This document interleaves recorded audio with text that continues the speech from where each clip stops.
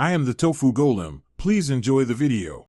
You start by confirming your account and installing the current YouTube app. This gives the baseline needed. Next, go directly to the App Store listing on your device and enroll in the beta or test flight program if available. Accept the tester terms so builds push. Once enrolled, update the app immediately and relaunch. Make sure you're signed into the same Google or Apple account that joined the beta, because mismatched accounts prevent test access. Now focus on enabling the actual beta features inside the app.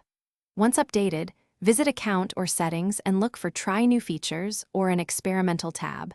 Toggle the specific flags you want to test and accept any prompts that require a restart. If features don't show up right away, clear cache, force stop and reopen, or reinstall the app while still enrolled. Switching to the account that joined the beta often reveals hidden toggles, so make sure you're using Finish by confirming the beta changes work for you.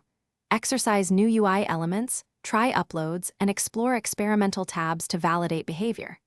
If something breaks, use the app's feedback or report tool and include device model, OS version, and precise steps to reproduce the issue.